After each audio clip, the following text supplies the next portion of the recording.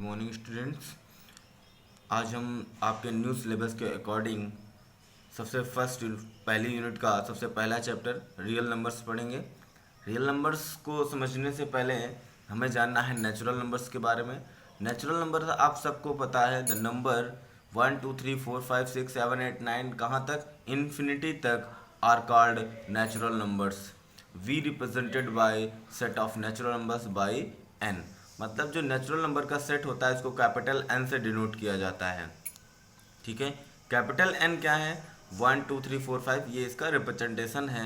और जो 1 होता है सबसे स्मॉलेस्ट नेचुरल नंबर होता है, और सबसे ग्रेटेस्ट नेचुरल नंबर इसको हम लोग अब फाइंड नहीं कर सकते। मतलब जो सबसे स्मॉलेस्ट है वो 1 होता है और ग्रेटेस्ट को हम लोग नहीं बता सकते कि क्या होगा। ठीक है, उसके बाद आता है whole number.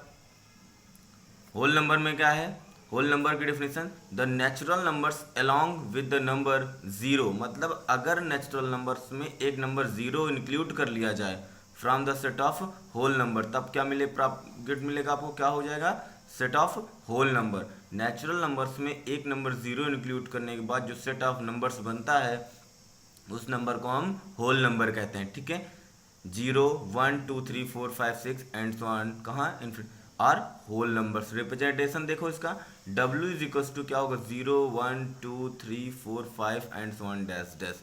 0 is the smallest whole number और greatest whole number can not be obtained. मतलब सबसे बड़ा होल नंबर हम नहीं फाइंड आउट कर सकते। और दूसरी बात, every natural number is a whole number. Every natural number is a whole number. मतलब जितने भी नेचुरल नंबर होते हैं वो क्या होंगे, होल नंबर्स होंगे। अब अगले टाइप की बात आते हैं इंटीजर्स की। इंटीजर्स क्या है, the number 0 plus minus 1 plus minus 2 plus minus 3 are called and so on dash dash are called integers. Are called integers. The set of integer is denoted by capital Z. जैसे z equals to 0 plus minus 1 plus minus 2 plus minus 3 and so on dash dash. आगे देखिए, every whole number is an integers. Every whole number is an integers. अब types of integer की बात करें तो इन types of integer जो होते हैं कितने होते हैं, दो होते हैं, एक पॉजिटिव इंटीजर्स और एक निगेटिव इंटीजर्स। पॉजिटिव इंटीजर्स में 1 2 3 4 5 जितनी भी पॉजिटिव वैल्यू होती हैं वो सभी होती हैं, इसे हम लोग नेचुरल नंबर, मतलब जो पॉजिटिव इंटीजर्स होता है वो क्या होता है, नेचुरल नंबर होता है। ठीक है, ये दोनों आपस में इक्वल होते हैं। निगेटिव इंटीजर्स में क्या होगा, -1 -2 -3 and so on dash dash. अब यहाँ पर ना तो जीरो इसके साथ इंक्लूड है ना तो इसके साथ इंक्लूड है, तो जीरो है क्या, देखिए zero is a neither a negative nor a positive number. Zero जो है ना तो निगेटिव होता है ना तो पॉजिटिव होता है। It is a neutral number, तो जीरो को क्या कहेंगे, न्यूट्रल नंबर कहेंगे। ठीक है, रेशनल नंबर। रेशनल नंबर क्या होता है, any number of the form p upon Q where p comma Q belongings to z। जहाँ पर p q क्या होना चाहिए, z होना चाहिए। ठीक है, z का मतलब इंटीजर्स में बिलोंग करना चाहिए, और q not equal to 0 and p q have no common factor excepted plus minus 1। मतलब इसके p q के पास कोई कॉमन फैक्टर ना हो, is called rational number. It is denoted by q। It is denoted by q। और यहाँ पर q equals to p upon q, p comma q belongs to z, q not equal to 0। Note देखिए क्या है हमारे पास, every rational number can be expressed. Every बहुत important point है ये क्वेश्चन सॉल्व करने के लिए भी। Every rational number can be expressed as a terminating. जो रेशनल नंबर होते हैं वो टर्मिनेटिंग होते हैं। कैसे एक्सप्रेस कर सकते हैं इनको, टर्मिनेट रूप में, टर्मिनेटिंग और रिकरिंग डेसिमल, टर्मिनेटिंग या फिर रिकरिंग डेसिमल में। Whereas every irrational number can be expressed as non terminating. और जो इरेशनल नंबर होते हैं वो क्या होते हैं, नॉन टर्मिनेटिंग इनफाइनाइट डेसिमल में होते हैं। ठीक है, बहुत ही अगर क्वेश्चन सॉल्व करने होंगे अभी तो इसकी जरूरत पड़ेगी, तो इसको ध्यान दीजिएगा। ठीक है, real number, a number which is either rational और इरेशनल। अब रियल नंबर जो हमारा टॉपिक है, मेन टॉपिक है, चैप्टर है, वही है क्या है, रियल नंबर है। तो अब जो रेशनल नंबर्स होते हैं, इरेशनल नंबर्स, सभी को अगर एक साथ इंक्लूड करा लिया जाए तो गेट हमें क्या मिल जाएगा, रियल नंबर्स। तो a number which is either rational number और irrational number is called real number. It is denoted by capital R. अब कुछ प्रॉपर्टीज़ हैं जो एडिशंस के लिए हम रियल नंबर पर वो बात करते हैं। तो यहाँ पर हमारे पास टोटल मेन प्रॉपर्टी जो 5 प्रॉपर्टीज़ होती हैं। पहली प्रॉपर्टी हमारे पास क्लोजर। क्लोजर क्या होती है? क्लोजर ये होती है कि अगर कोई दो रियल नंबर्स लिए जाएं, कितने? दो रियल नंबर्स लिए जाएं, मान लिया हमारे पास एक ए है एक बी है, तो अगर इन दोनों का सम भी रियल नंबर्स आ जाए, दो रियल नंबर का सम भी क्या हो? रियल नंबर हो। एग्जाम्पल में समझिए जरा इधर कि एक 2 है और एक -3 है, बिलोंगिंग्स टू आर है।